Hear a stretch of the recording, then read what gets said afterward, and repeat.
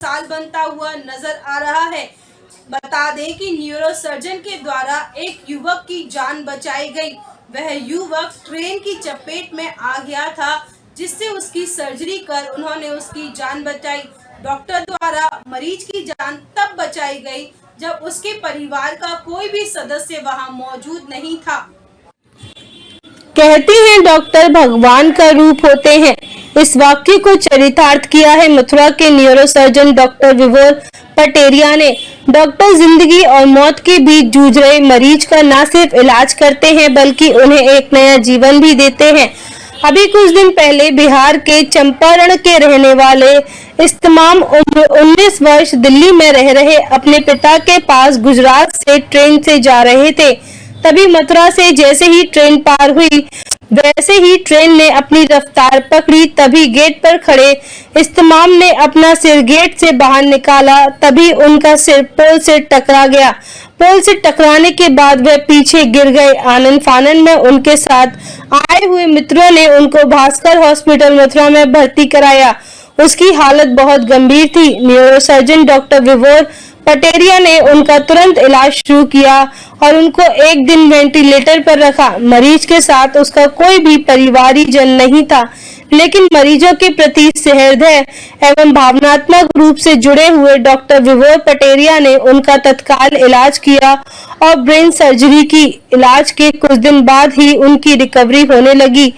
वहीं हॉस्पिटल के प्रबंधक अखिलेश गौर जी ने समाचार 24 से बातचीत में बताया कि मरीज के साथ कोई भी परिवारीजन नहीं आया था। मरीज का मित्र उनको भर्ती कराने आया था। कई दिनों बाद मरीज के पिता एवं भाई हॉस्पिटल आए। तब तक मरीज के भोजन आदि की व्यवस्था उन्होंने स्वयं की। अनिल शर्मा, मथुरा, समाचार 24। सर क्या नाम है आपका? सर कहाँ के रहने वाले हैं आप? बिहार के रहने वाले हैं। सर यहाँ क्या बात हुई आपका लड़के के साथ क्या हुआ? ये मैं दिल्ली में रहता हूँ जी। वो लड़का मेरे पास आ रहा था दिल्ली से, चेन्नई गुजरात से आ रहा था जी। ये दिल्ली आ रहा था। तो 7:05 में मैं बात किया था उससे। तो बोला पापा मैं दिल्ली आ रहा हूँ। मैं बोला ठीक है आ जा और नहा धोआ कर जहाँ घर जाना हो जाए, जहाँ जाना वहाँ जाइएगा, फ्रेश होगा। उसके बाद 7:25 में मेरे पास कॉल आया। अभी नहा धोआ के कपड़ा को चीज बदल ही रहा था तो कॉल आया, तो मैं वहीं से चल दिया।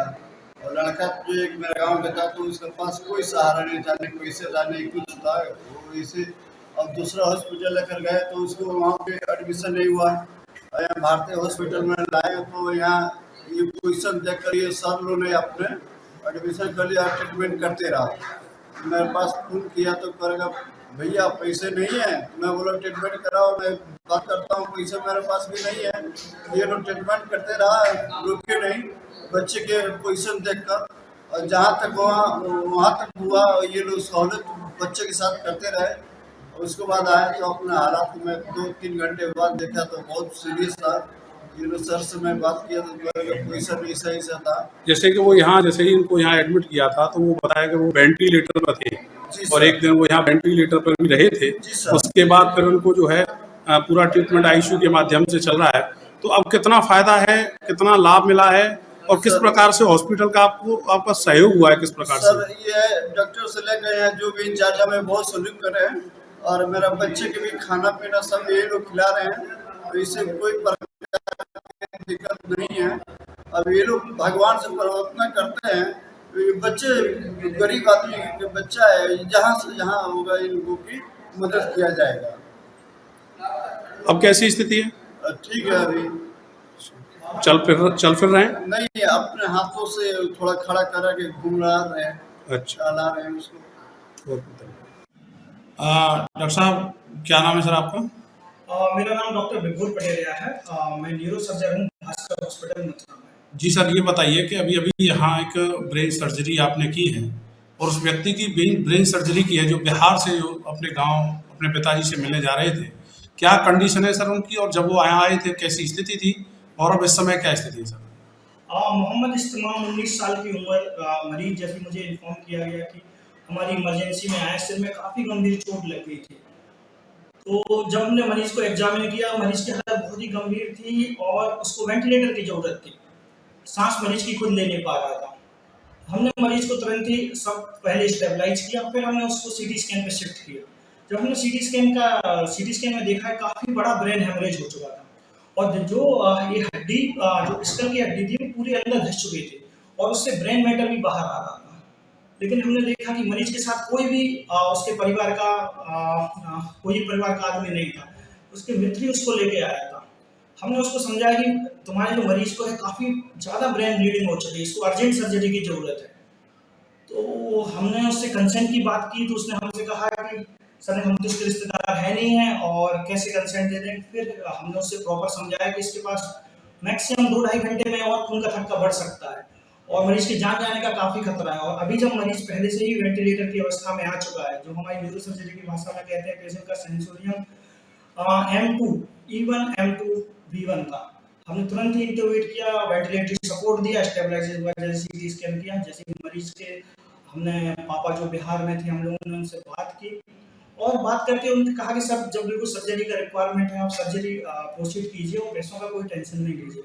हमने पैसों को तो वैसे भी ध्यान नहीं दिया, हमने मरीज के जो उसके मित्र थे उससे बात की, उससे साइन लिया, हमने सर्जरी स्टार्ट की और सर्जरी हमने की। ब्रेन के पूरे थक्के निकाले, जो हड्डियां धंस चुकी थी उनको एक लेवल में लाया गया और जो भी डिफेक्ट्स थे, जो ड्यूरामेटल के डिफेक्ट थे, हमने उनको रिपेयर किया।